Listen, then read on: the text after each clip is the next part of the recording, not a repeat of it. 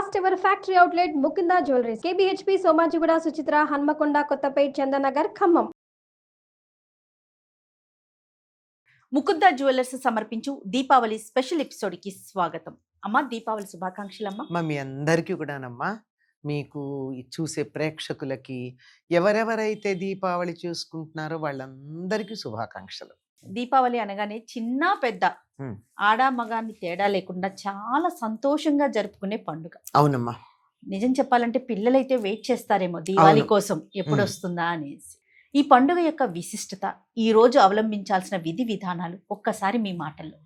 దీపావళి అన్న పేరులోనే ఉందమ్మా దీపాల వరుస. ఎన్నో దీపాలు పెట్టుకుంటాం, అది ప్రధానం. అవును. ఎందుకు దీపాలు పెట్టుకుంటాం? దీపం పెట్టుకుంటే వచ్చేదేమిటి? దీపం జ్యోతి పరబ్రహ్మ, దీపం సర్వతమోపహం, దీపేన సాధ్యతే సర్వం, సంధ్యాదీపం నమోస్తుతే, లేక దీపలక్ష్మి నమోస్తుతే. అవును, దీపమే పరబ్రహ్మ స్వరూపం. అందుకే మనం పూజ చేసేటప్పుడు అన్నింటినీ ఏదో ధూపమాఘ్రాపయామి అలాంటి పదాలు వాడతాం, పుష్పాన్ సమర్పయామి అంటాం. దీపం దగ్గరికి వచ్చేప్పుడు దీపారాధన చేస్తాం, దీప ఆరాధన ఆరాధన. దీపాన్నే ముందుగా మనం పూజిస్తాం. అటువంటి దీపం దేనికి సంకేతం అంటే సర్వతమోపహం, సమస్తమైన చీకట్లను పోగొడుతుంది. సమస్తమైన చీకట్లు అంటే ఏమిటి అంటే, ఈ కంటికి కనపడేటటువంటి వెలుగు లేకపోతే రాత్రిపూట వచ్చే చీకటే కాదు, అజ్ఞానం, ఆ తరువాత అనారోగ్యం, దుఃఖం, బాధ, ఇలాంటి మనం వద్దనుకునేవి ఏవైతే ఉన్నాయో అవన్నీ చీకట్లే. అవును. అటువంటి చీకట్లన్నీ పోగొడుతుంది. ఎట్లా పోగొడుతుంది? ఒక్క దీపం పెడితే అంటే, చేతిలో దీపం కనుక ఉన్నట్టయితే దారి కనపడుతుంది, కనుక మనకు కావలసిన పనులు చేసుకోగలుగుతాం. జ్ఞానం అనే దీపం ఉంటే అజ్ఞానం పోతుంది, కనుక విజ్ఞానం కలుగుతుంది. అవిద్య అనేటటువంటి చీకటిని విద్య అనేటటువంటి దీపం పోగొడుతుంది. అనారోగ్యం అనేటటువంటి చీకటిని ఆరోగ్యం అనే వెలుగు పోగొడుతుంది. కనుక సమస్తమైనటువంటి చీకట్లని పోగొడుతుంది. కనుక దీపం వెలిగించటం అన్నది చాలా ప్రధానమైనది, ముఖ్యమైనటువంటిది, అందరూ సంతోషించేటటువంటిది, తప్పక చేయాల్సింది. మామూలుగా ఒక్క దీపం పెడితేనే ఇట్లా పోతే ఎన్ని దీపాలు వెలిగించుకుంటే ఎన్ని చీకట్లు పోతాయమ్మా. నిత్య పూజలో మనం ప్రతిరోజు కూడా దీపం పెడతాం. మీరు అన్నట్లుగా ఒక దీపానికే ఇన్ని విశిష్టతలు ఉంటే, దీపావళి రోజు అచ్చంగా దీపాలతోనే మనం పూజ జరుపుకుంటాం కదా. దీపానికి పూజ చేస్తాం, దీపాలతో పూజ చేస్తాం. అవునమ్మా, అది దీనికి ఉన్నటువంటి ప్రాధాన్యం. ఈ రోజు అవలంబించాల్సిన విధి విధానాలు, పూజా విధానం, ముఖ్యంగా మనం లక్ష్మీదేవికి పూజ చేసుకుంటాం కదమ్మా. దీని యొక్క విశిష్టత ఏంటమ్మా? లక్ష్మీదేవి ఈనాడు ఆవిర్భవించింది పాలసముద్రం తరచినప్పుడు. అమావాస్య నాడు ఆవిర్భవించింది ఆవిడ. అందుకే అమావాస్య నాడు పుడితే అమ్మాయి అందంగా ఉంటుంది, మహాలక్ష్మి స్వరూపం అంటారు. అందుకు కనుక అమావాస్య అనేది లక్ష్మీదేవికి, అందులో ఆశ్వయుజ అమావాస్య ఇది. అంటే ఉత్తర దేశీయులు కార్తీకం అనేస్తారు, వాళ్ళకి 15 రోజుల ముందు మొదలవుతుంది కనుక. ఆశ్వయుజ అమావాస్య అన్నది అమ్మవారి పుట్టినటువంటి రోజు లక్ష్మీదేవి. అందువల్ల ఆ రోజు ఆవిడ పుట్టడమే కాదు, ఆ రోజే ఆవిడ కళ్యాణం కూడా అయింది. లక్ష్మీ కళ్యాణం కూడాను అంతే. ఎందుకు కళ్యాణం అయిందంటే, ఆవిడ ఆవిర్భవించగానే అందరూ దేవకాంతలందరూ వచ్చి ఆవిడికి చక్కగా అభ్యంగన స్నానం చేయించేస్తారు. ఆ పాల సముద్రంలో ఉన్న మీగడ తెచ్చి ఒంటికి అలా చేయిస్తారన్నమాట. దిగ్గజాలు వచ్చి ఆవిడికి అభిషేకం చేస్తాయి, నీళ్లు తెస్తాయి, ఆకాశగంగ నీళ్లు, అష్టదిగ్గజాలు. అందుకే మనం చూస్తే అటు ఇటు అమ్మవారికి దిగ్గజాలు ఏనుగలు ఉన్నట్టుగా కనపడతాయి. ఆవిడికి అభిషేకం చేయడానికి నీళ్లు తీసుకొచ్చాయి అవి. ఇలా చేసి ఆవిడని అలంకరించినప్పుడు దేవతలందరూ కూడా, బా ఈవిడ నా వంక చూస్తే బాగుండు, నన్ను పెళ్లి చేసుకుంటే బాగుండు, ఇలా కోరుకున్నారు అందరూ ఆ సౌందర్యాన్ని చూసి. ఆవిడ అలా చూసింది, అందరిని చూసి వీళ్ళెవరూ పనికిరారు అనుకుంది. విష్ణువును చూసి ఇష్టపడి తన చేతిలో ఉన్నటువంటి సమూహంలో ఆయన కూడా ఉన్నారు, అక్కడ ఉన్నాడు. ఎందుకంటే లక్ష్మీదేవి పాలసముద్రంలోంచి ఎందుకు పుట్టాల్సి వచ్చింది? దానికి కూడా కారణం ఉంది కదా. ఏమిటి అంటే, దుర్వాసో మహర్షి శపించటం వల్ల స్వర్గలక్ష్మి స్వర్గాన్ని వదిలిపెట్టి వెళ్ళిపోయి సముద్రంలో దాక్కుంది. స్వర్గంలో ఎటువంటి శోభ, కాంతి, వెలుగు లేకుండా అయిపోయినాయి. బాధపడ్డాడు. పొరపాటు చేశాడు కదా మరి. అవును. ఆయన ఇచ్చినటువంటి దండని మెడలో వేసుకోకుండా ఒక బ్రాహ్మడు మెడలో వేసుకున్న దండ నేను వేసుకుంటానా అని చెప్పి ఏనుగు మీద వేశాడు. ఆ దండ కూడా తను వేసుకున్నది కాదు, విష్ణువు తగ్గించి తెచ్చానని చెప్తే కూడా పట్టించుకోవాలా. ఒకళ్ళు వేసుకున్నది నిర్మాల్యం నేను వేసుకుంటానా అనుకున్నాడు. కానీ నిర్మాల్యం ఎంత పవిత్రమైంది, దేవుడి స్వామివారి మీద దగ్గర నుంచి వచ్చింది కదా. ఆ మాత్రం ఆలోచించలేదు గనక నువ్వు అహంకారంతో ఉన్నావు గనక నీ స్వర్గలక్ష్మి నిన్ను వదిలిపోతుంది అన్నాడు. మరి ఎప్పుడు అది కూడా ఉంటుందిగా. ఎప్పుడైనా సరే వీళ్ళు శాపం ఇచ్చారంటే ఒక్క క్షణమే ఉంటుంది, వాళ్ళ కోపం ఎక్కువ ఉండదు. అది కోపం ఎక్కువ ఉంటే వాళ్ళు అసలు ఋషులే గారు. అవునమ్మా. అప్పుడు మరి ఎప్పుడంటే లక్ష్మి ఎప్పుడైతే మళ్ళీ విష్ణువు చేరుకుంటుందో అప్పుడు నీకు లక్ష్మి వచ్చేస్తుంది అంటాడు. అందుకని సముద్రంలో ఆవిడ దాక్కుంది, పుట్టిల్లు కదా, వీళ్ళు అక్కడ దాక్కుంది. వీళ్ళు పాల సముద్రాన్ని తరచినప్పుడు ఆవిడ ఆవిర్భవించింది, విష్ణువుని ఆవిడ అప్పుడే కదా అమృతం కూడా వచ్చింది. అమృతం, ఆ తర్వాత అమృతం పుట్టాడు. అంతకు ముందు చంద్రుడు పుట్టాడు, ఆ తర్వాత చంద్రుడు పుట్టాడు. మొదట లక్ష్మీదేవి. అంతకు ముందే ఐరావతం, కల్పవృక్షం, ఉచ్చైశ్రమ, కల్పవృక్షం, చింతామణి, పారిజాతం, కామధేనువులు ఇవన్నీ ముందరు ఆవిర్భవించాయి. అంతకన్నా ముందు ధన్వంతరి ఆవిర్భవించాడు. ఇవన్నీ వరుసగా అయ్యి అప్పుడు ఆవిడ లక్ష్మీదేవి ఆవిర్భవించింది. అందువల్ల లక్ష్మికి చాలా ప్రీతిపాత్రమైనటువంటి రోజు లక్ష్మి యొక్క జయంతిగా మనం చెప్పుకుంటూ ఉంటాం. ఆ రోజు వివాహం కూడా జరిగిందమ్మా. అప్పుడైపోయింది, ఆవిడ చేపట్టింది అంతే, కళ్యాణం మనం చేయడం కాదు. ఆయన మెడలో దండ వేసింది, అయిపోయింది, వెళ్ళింది. అక్కడి నుంచి ఆవిడ తన వాహనం ఎక్కి విహారానికి బయలుదేరింది. అమ్మవారి యొక్క వాహనం గుడ్లగూబ. గుడ్లగూబకి పగలు కళ్ళు కనిపించవు కనుక అందుకే దీపం పెట్టాక చీకటి పడ్డాక మనం అమ్మవారికి పూజ చేస్తాం, మన ఇంటికి వస్తుందని. కానీ ఈ కథ నేను మొట్టమొదటిగా వింటున్నానమ్మా. జనరల్ గా మేము అంటే మా అందరికి తెలిసిన కథ ఏంటంటే కృష్ణుడు యుద్ధానికి వెళ్ళటం, తర్వాత సత్యభామ రాక్షసుని వధించటం, ఇదంతా జరిగింది. కాక ఇది కూడా జరిగింది, ఇది జరగపోలా. ఇది కాక నరకాసుర వధ కూడా కారణం. ఈ రోజున అనేకమైన సత్కార్యాలు జరిగాయి, మంచి పనులు. అందులో ఇదొకటి, లక్ష్మీదేవి ఆవిర్భావం. మరి లక్ష్మీ పూజ ఎందుకు చేస్తారు? అవును, ఇది కారణం. లక్ష్మీ పూజ ఎందుకు చేయాలన్న దానికి చెప్పాను ఇది. అదేనమ్మా. సో గుడ్లగూబ ఆవిడ వాహనం కాబట్టి పగలంతా కనిపించదు కాబట్టి సాయంత్రం మనం విహారానికి బయలుదేరింది. తర్వాత అందుకే మనం రాత్రిపూట పూజ చేస్తాం ఆవిడికి. ఇంట్లో దీపాలు వెలిగించుకుంటే లక్ష్మి ఉంటానని చెప్పినటువంటి స్థానాల్లో దీపాలు ఒకటి. అందులో ముఖ్యంగా ఆవునేతితో వెలిగించిన దీపం. ఈనాడు తప్పనిసరిగా ఆవునేతి దీపాలు పెట్టుకుంటారు చాలా మంది. ఆవు నెయ్యి దొరకని సందర్భంలో నువ్వుల నూనె దీపం, వేరేవి పెట్టరు, వేరేవి పెట్టకూడదు. ఈ నెలంతా కూడా నువ్వుల నూనె దీపమే పెట్టాలి. మట్టి ప్రమిదల్లో పెట్టుకుంటాం కదమ్మా. మట్టి ప్రమిదలు పెట్టుకోవచ్చు, అంటే బయట పెట్టేవి, లోపల పెట్టుకునే వాటిల్లో మనకు ఉండేటటువంటి ఎన్ని రకాల ప్రమిదలు ఉంటే అన్నిట్లోనూ పెట్టుకుంటాం. ఇది అందుకని ఆ సాయంకాలం పూజ చేయడంలో ఉన్న విశేషం ఇది. ఈనాడు లక్ష్మీ పూజ చేస్తారు. అయితే ఈ వ్యాపారస్తులు ఈ రోజు పుస్తకాలు మార్చుకుంటారు కనుక వాళ్ళు రాత్రి చేసినా మనం మామూలుగా పగలు చేసుకుంటాం, లక్ష్మీనారాయణ పూజ చేసుకుంటాం దీపావళి నాడు. అవును, అది. దీంతో పాటుగా మరి కృష్ణుడి కథ కూడా చెప్పాలంటే, నరకాసురుడు ఉన్నాడు. నరకాసురుడు ప్రస్తుతం మనకు ఉన్నటువంటి కామరూపదేశం అంటామే అస్సాం, అక్కడ రాజు బాగానే పరిపాలిస్తున్నాడు. కానీ కొన్ని రకాల చెడ్డ స్నేహాల వల్ల రాక్షస అంశ కూడా ఉంది గనక తన కలకాలం బతికుండాలని చెప్పి తాంత్రిక పూజలు చేయాలనుకుంటే ఎన్ని వేల మందో రాజకుమారులని రాజకుమార్తెల్ని బలి ఇస్తే కామాఖ్యాదేవి అనుగ్రహిస్తుంది అని చెప్తే రాజకుమార్తెల్ని రాజకుమారులని తీసుకెళ్ళి చెరసాల్లో బంధించాడు. ఒక్కసారి ఇవ్వాలి, మళ్ళీ రోజుకోసారిగా, రోజుకొకళ్ళు కాకుండా ఒకేసారి ఇంతమందికి బలి ఇచ్చినట్టయితే అదేదో వాళ్ళ కోరికలు రాక్షసుల కోరికలు ఒకేలా ఉంటాయి కదా, అలా అని. ఇది తాంత్రికం. కామాఖ్య ఇప్పటికి కూడా కొంత తాంత్రిక నడుస్తూ ఉంటుంది మా కామాఖ్యలో. అక్కడ అలాంటిది ఈ కృష్ణుడు తాను నరకాసురుని సంహరించడానికి బయలుదేరుతుంటే సత్యభామ నేను కూడా వస్తానంది. ఎందుకు యుద్ధభూమికి అన్నాడు. ఏం లేదు, నేను అక్కడ నువ్వు యుద్ధం చేస్తుంటే చూసి ప్రత్యక్షంగా యుద్ధాన్ని నేను అందరికీ చెప్తా. మిగిలిన చోట్ల మామూలుగా ఎట్లా ఉంటుంది, ఇంత గొప్పగా రాక్షసుని సంహరించాడు అని చెప్పుకోవాలి. ఇప్పుడు అట్లా కాదుగా, నేనే చెప్తాను సంహరించాడు నా కళ్ళతో చూశానని. అంటే ఇలాంటి మాటలకి పొంగిపోని మగవాళ్ళు ఉంటారా? అదే కదా. అందులో కృష్ణుడు కూడా లీలా మానుష విగ్రహుడు. సరే బయలుదేరాడు. ఆవిడ కూడా వచ్చింది. ఈయన బయలుదేరంగానే దేవతల కార్యం కదా, అందుకని చెప్పి ఇంద్రుడు గరుత్మంతుడికి చెప్తే గరుత్మంతుడు వచ్చాడు. గరుత్మంతుడిని ఎక్కే వెళ్ళాడు, ముందర మురాసురుని సంహరించాడు. అతడికి 80,000 మంది అనుకుంటా అతడి సైన్యం, వాళ్ళందరినీ సంహరించి లోపలికి వెళ్ళాక అక్కడ నరకుడు వచ్చాడు. నరకుడు బాణం వేసినప్పుడు వచ్చి అది నుదుటున తగిలి కృష్ణుడు కొద్దిగా అలా సొమ్మసిల్లాడు. సొమ్మసిల్లి వెంటనే ఆవిడ కంగారు పడుతున్న ఆవిడతో చెప్తాడు, నువ్వు ఎప్పుడు అంటావు కదా నేను కూడా యుద్ధం చేస్తాను, సరదా పడతావు, తీసుకో విల్లు తీసుకో, యుద్ధం చెయ్యి అన్నాడు. కృష్ణ భగవానుడే ఆదేశించారు, అనుమతించాడు.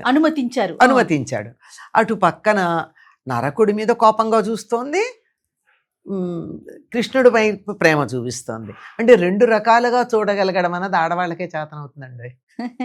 ఒకేసారి 2 ఇళ్లలో 10 రకాలుగా చూస్తామా? అవునమ్మా, తప్పదు కదా, తప్పదు. అలా అటు చూస్తోంది ఇటు చూస్తోంది. అలా కొంచెం సేపు వాడిని నిలవరించింది నరకాసురుడిని. నిలవరించిన తర్వాత అప్పుడు కృష్ణుడు తేరుకున్నాడు, తన విల్లు తను తీసుకుని నరకాసురుడిని సంహరించాడు. ఇది జరిగింది ఆశ్వయుజ కృష్ణ చతుర్దశి నాడు. అది జరగంగానే ఇహ మర్నాడు అందరూ సంతోషపడిపోయారు. అందుకని దీపాలు వెలిగించుకున్నారు. అప్పుడు దీపాలు కూడా వెలిగించుకునేవాళ్ళు కాదట. రాక్షసులకి శక్తి రాత్రిపూట ఉంటుంది. రాత్రిపూట వెతికి వెతికి వెతికి ఎక్కడ రాజకుమారులు రాకుమార్తెలు ఉన్నారో వాళ్ళందరినీ పట్టుకుపోయేవాడు. అందుకని తమ ఉనికి తెలియకుండా ఉండడానికి దీపాలు వెలిగించుకోకుండా చీకట్లో మగ్గిపోయారు అందరూ అని ఒక మాట చెప్తారు. అంచేత దీపాలు వెలిగించుకున్నారు. లేదు, స్వాగతం పలకడానికి దీపాలు వెలిగించుకున్నారు. ఇప్పుడు కూడా అంతే కదండి, ఎన్నెన్ని వెలిగిస్తాం. ఏదన్నా ఉంటే గబగబా ఇళ్ళంతా దీపాల తోరణాలు కట్టం మనం, అలా వెలిగించుకున్నారు. అంతేకాదండి, వీడు నరకుడు అంటే ఆ నరకం చూపించాడు భూలోకంలో. అందుకని ఆ దీపాలు అమ్మ సంహరించాలి, ఆయనే సంహరించాడు. ఈవిడ కాసేపు యుద్ధం చేసి ఆపింది అంతే. సత్యభామ పక్కన ఉంది, కృష్ణుడే సంహరించాడు. కృష్ణుడు సొమ్మసిల్లినప్పుడు నరకాసురుడితో యుద్ధం చేసింది సత్యభామ. వేణింజొల్లెము పెట్టి సంఘటిత నీవీ బంధయ్యై పాణింపయ్యద చక్కనొత్తి బయలుదేరుతుంది ఆవిడ. జుట్టు కాస్త జడ వేసుకుందిట, విడబోసుకునే వాళ్ళు కాదుగా ఆ రోజుల్లో. ఆ జడ కాస్త ఎక్కడ అడ్డం వస్తుందో అని ముడి పెట్టేసిందిట. ముడి పెట్టేసి ఈ పమిటేలా తీసి ముందరి నుంచి ఇట్లా కట్టుకొని పనిచేసే దానికి ముందు పమిట దోపుకుంటారు కదా, పాణింపయ్యద చక్కనొత్తి సంఘటిత నీవీ బంధయ్యై, ఎక్కడన్నా ఏదన్నా వస్త్రాలు కొంచెం లూజ్ అయ్యి అటు ఇటు తిరిగితే చాలా గట్టిగా బిగించుకుని ఆవిడ చక్కగా యుద్ధం చేసింది అని చెప్తారు. ఎంత బాగా ప్రిపేర్ అయిందో కూడా వర్ణిస్తాడు పోతనామాచ్యులు. సో ఆ విధంగా ఈ గాథని కూడా మనం చెప్పుకుంటాం దీవాళి రోజు జరిగినది. అయ్యో తప్పనిసరిగా. పైగా ఒక జన్మలో భూదేవి కుమారుడు నరకాసురుడు. భూదేవి కుమారుడు అంటే అప్పుడు జన్మించలా. కృతయుగంలో వరాహ అవతారంలో విష్ణుమూర్తి వచ్చినప్పుడు భూదేవిని ఆయన ఉద్ధరించినప్పుడు ఆవిడ విష్ణుమూర్తిని అడిగింది, నాకు ఒక కుమారుణ్ణి ప్రసాదించమని. కానీ ఆ సమయం సరైంది కాకపోబట్టి అప్పుడు గర్భంలో పడినటువంటి వాడు రాక్షసాంశ కలిగి ఉంటాడు అని చెప్పడం జరిగింది. దేవతలు ఆ గర్భంలో నుండి శిశువు బయటికి రాకుండా కట్టడి చేశారు, లోకకంటకుడు అవుతాడని. ఇంతకాలం నేను ఈ గర్భాన్ని మోస్తాను అని చెప్పి భూదేవి మొరబెట్టుకుంటే ద్వాపరం చివర, అంటే కృతయుగంలో గర్భవతి అయింది. ద్వాపరం చివర్లో విష్ణువు దేవతలకు అభయం ఇచ్చి నేను కట్టడి చేస్తాను మీకెందుకు అని చెప్పి ప్రసవం జరిగిన తర్వాత జనకుడి దగ్గర పెంపకానికి ఇచ్చాడు. జనకుడు అంటే మిథిలా నగరాన్ని పరిపాలించే రాజులందరికీ కూడా జనకులు అనేటటువంటి బిరుదం ఉంది. అవును. అక్కడ ఇచ్చి వాడు పెద్ద అయిన తర్వాత, యవ్వనం వచ్చిన తర్వాత, పెరిగి పెద్ద అయ్యాక మళ్ళీ భూదేవి చిన్నబుచ్చుకోకూడదు కదా, తన కుమారుడికి ఏం తక్కువైందని కామరూప దేశానికి రాజుగా చేసి, నువ్వు బుద్ధిగా ఉండు, బుద్ధిగా ఉన్నంతకాలం నా రక్షణ నీకుంటుంది, లేకపోయినట్టయితే నేను నా చేతుల్లో ఏం లేదు అని చెప్పి కామరూపాన్ని పరిపాలించుకోమని ఇచ్చాడు. తల్లిగా తాను ఏం చెప్పాలో అది చెప్పారు. ఆ అంతే. తండ్రిగా చెప్పాల్సింది చెప్పాడు. ఆ, ఇంత దుర్మార్గుడికి కూడా చెప్పాల్సింది, రక్షించాల్సింది ఉంది, అవసరమైతే శిక్షించాల్సింది కూడా అవును, ఉంది. అవును. కనుక ఆ మాట చెప్పాడు. కామరూపం అంటే అస్సాం, ఉమ్. అక్కడ ఆహా, కామాఖ్యాదేవి. విష్ణువు చెప్పారమ్మా. విష్ణువు చెప్పాడు. నేను భూదేవి చెప్పారు కాదు, కాదు. అనుకుంటున్నాను. ఆహా, విష్ణువే ఓ, చెప్పాడు. ఓకే. అయితే వాడు దండించబడుతుంటే మాత్రం నా కళ్ళెదురుగా జరగాలని కోరుకుందని ఒక ప్రాణంలో చెప్పబడింది. వాడు కోరుకుంటాడు నా తల్లెదురుగానే అవ్వాలని. అయ్యింది, వెడతారు. కామరూపాన్ని పరిపాలించుకుంటూ ఉంటాడు. బుద్ధిగానే ఉన్నాడు చాలా కాలం. ఆ, తర్వాత రాక్షస ప్రవృత్తి, ఇతరుల యొక్క ప్రేరణ వల్ల తను కలకాలం జీవించి ఉండాలి అనేటటువంటి కోరికతో ఉమ్, తాంత్రికంగా చేయాలనుకుంటే అనేక మంది రాజకుమార్తెలు కన్యలయ్యి ఉండాలి పైగా. ఆహా, వాళ్ళందరినీ ఒక్కసారిగా బలివ్వాలి అంటే వీడు సేకరించుకొచ్చి దాచిపెడుతూ ఉన్నాడు. ఆహా. ఈ సంగతి తెలిసినటువంటి దేవతలు కృష్ణుడినప్పటికి ద్వాపరం వచ్చేసింది, ద్వాపరం చివరకు వచ్చేసారు. ఆ, అంటే ఇంతకాలం పరిపాలన చేశాడు. ఆ, అయ్యాక దేవతలందరూ కృష్ణుడిని అడిగితే ఆయన యుద్ధానికని బయలుదేరుతూ ఉంటే, ఆయన యుద్ధానికి బయలుదేరగానే దేవకార్యం కదా, గరుత్మంతుడు వచ్చాడు. ఉమ్, గరుత్మంతుడిని అధిరోహించి బయలుదేరుతూ ఉంటే సత్యభామాదేవి నేను కూడా వస్తానంది. ఉమ్, ఎందుకు, నేను నిన్ను వదిలిపెట్టి ఉండలేనంది. అదేమనుకున్నావు, ఉద్యానవనంలో విహారమా ఏమన్నానా, ఉమ్, అది యుద్ధభూమి, ఉమ్. నువ్వు అక్కడికి వచ్చినట్టయితే ఎలా తట్టుకుంటావంటే, నీ యుద్ధం చూసి అందరికీ చెప్తాను, మామూలుగా అయితే అక్కడ అంతమందిని చంపాట, ఇంత పరాక్రమం చూపించాడు టా అని చెప్పుకోవాలి, ఇది నేను చూసి చెప్తాను అంటే సరేనన్నాడు. అసలు ప్రణాళిక వేరే ఉంది, అవును. కానీ పైకి మాత్రం ఆవిడ మాట విన్నట్టుగా నడిచి తీసుకెళ్ళాడు. వెళ్ళాడు, అక్కడ మురాసురుడిని కాపలా కాస్తున్నట్టు మురాసురుడు వాడి సైన్యాధ్యక్షుడు ఉన్నాడు, అతన్ని సంహరించాడు. ఆ పైన నరకుడు వచ్చాడు యుద్ధానికి. ఉహు, నరకుడు యుద్ధం చేస్తూ ఉంటే ఒక బాణం వచ్చి ఆయనకి ఇలా నుదుట తగిలింది. అప్పుడు కాస్త సొమ్మసిల్లినట్టయి, ఎప్పుడు యుద్ధం చేస్తాను ఉత్సాహపడుతూ ఉంటావు కదా, లెమ్మా లే, నువ్వు కైకొమ్మ ఈ విల్లు తీసుకో అని చెప్పి యుద్ధం చేయమంటే ఆవిడ చక్క యుద్ధానికి సిద్ధపడిపోయింది. వేణింజొల్లెము పెట్టి సంఘటిత నీవి బందయ్యాయి పాణిం పయ్యద చక్కనొత్తి అని చెప్తూ ఆవిడ చక్కగా జుట్టంతా ముడేసుకుందట, అంటే జడని ముడేసుకుంది. పమిట కొంగుని బొడ్లో దోపుకుంది. ఏదైనా పని చేస్తే అదే కదా అడ్డం రాకుండా ఉండడానికి, అలా చేసుకుంది. అక్కడ కూడా కట్టిన కట్టు, చీర కట్టు ఎక్కడా జారిపోకుండా గట్టిగా ముడివేసుకుంది. ఎడం చేత్తో విల్లు పట్టుకుంది, కుడి చేత్తో ఇలా బాణాలు తీసింది. ఎలా ఉందిట అంటే ఆవిడ చుట్టూతా ఈ విల్లు చంద్రుడు చుట్టూతా పరివేషంలాగా ఉందిట. ఆవిడ ముఖమేమో చంద్రబింబంలాగా, దాని చుట్టూతా గుడి కడుతుంది కదా చంద్రుడి చుట్టూతా, అట్లా ఉందిట. అలా వాడి మీద బాణాలు వేస్తోంది. వాడి మీదేమో కరకు బాణాలు వేస్తోంది, ఇటేమో కృష్ణుడి మీద మన్మథ బాణాలు వేస్తోంది. అలా వాడిని కఠినంగా చూస్తోంది, ఈయన ప్రేమగా చూస్తోంది. అంటే ఇలా చేయగలిగడం ఒక స్త్రీలకే సాధ్యం అనుకుంటా. అంతేనమ్మా. అట్లా చూస్తుంది. ఈ లోపల ఆయన సొమ్మసిల్లినటువంటి కృష్ణుడు లేస్తాడు. లేచి తానే యుద్ధం చేసి నరకాసురుణ్ణి సంహరించడం జరుగుతుందన్నమాట. అప్పుడు వాళ్ళందరూ వచ్చి రాజకుమార్తెల్ని రాజకుమారుల్ని విడిపిస్తాడు. అక్కడ ఉన్నటువంటి ధనరాశులన్నీ కూడా ఓడల్లో ఎక్కించి రాజకుమార్తెలకి ఇచ్చి పంపిస్తే, రాజకుమార్తెలు మేము వెళ్ళము మా రాజ్యాలకి అని అందరికీ కూడా ఒక్కసారిగా కృష్ణుడిని చూస్తే మన్మథ భావం కలిగిందట. 16,100 మంది ఉన్నారు వీళ్ళు. ముందర ఆ సంగతి తర్వాత మేము మా రాజ్యాలకు వెళ్ళమన్నారు. అప్పుడు వీళ్ళందరినీ, అక్కడ అస్సాం ఎక్కడుందో తెలుసు కదా మీకు, ఇదంతా తిరిగి భారతదేశానికి ఇట్లా తిరిగి ఇటు నుంచి తిరిగి ఇటు వస్తే గానీ ఇటు ద్వారక రాదు. ఓడలు ఎక్కించి పంపించాడు ఇంతమందిని ద్వారకకి.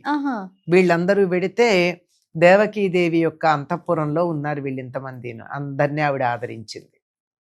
ఆవిడ సమ్మతితో తర్వాత ఎప్పుడో వివాహం చేసుకుని అందరినీ ఒకే ముహూర్తంలో.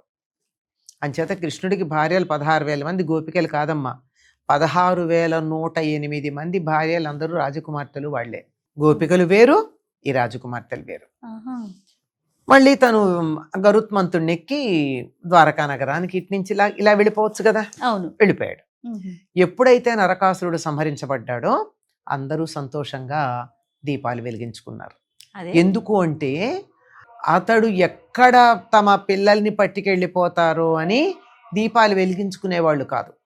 ఎందుకని, రాత్రిపూట రాక్షసులకి శక్తి ఎక్కువ. అవును, అందుకని రాత్రిపూట వచ్చి అక్కడ పట్టుకెడతాడని దీపాలు వెలిగించుకోకుండా ఉన్నారట. చీకట్లోనే ఉండేవారు. వాడు చచ్చిపోయాడు కదా అని ఆనందంగా దీపాలు వెలిగించుకున్నారు అని చెప్తారు. ఇది ఒకటైతే నరకుణ్ణి చంపిన రోజుని మాత్రమే కాదండి, ఇది నరకం చూపించాడండి అందరికి, ప్రజలకి. దీపాలు వెలిగించుకోకుండా చీకట్లో ఉన్నారంటే అది నరకం కాదా? అంతకన్నానా? అందుకని ఆనందంగా దీపావళి నాడు, నరకుడు వాడు చతుర్దశి నాడు చనిపోతే దీపావళి నాడు చక్కగా దీపాలు వెలిగించుకుని ఆనందంగా సంతోషంగా గడుపుకున్నారు. చాలా సంతోషం అమ్మా. అంటే దీపావళి పండుగతో పాటు పురాతన గాథలు కూడా తెలుసుకునే, మరి ఒక గాథ లేనిదే మనకు పండగ రాదు. ప్రతి పండగ వెనకాల ఒక గాథ, కానీ దీపావళి వెనకాల బోరెడు గాథలు ఉన్నాయని చెప్తారు.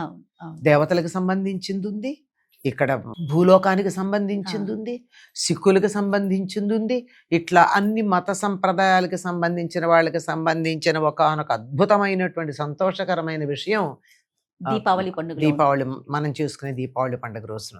చాలా సంతోషం అమ్మా. మరొక్కసారి మీకు దీపావళి శుభాకాంక్షలు. అందరికీనమ్మా, అందరికీ కూడా అన్ని రకాలైనటువంటి చీకట్లు పోయి అన్ని రకాలైన వెలుగులు కలగాలని ఆ లక్ష్మీదేవిని ప్రార్థిస్తూ స్వస్తి.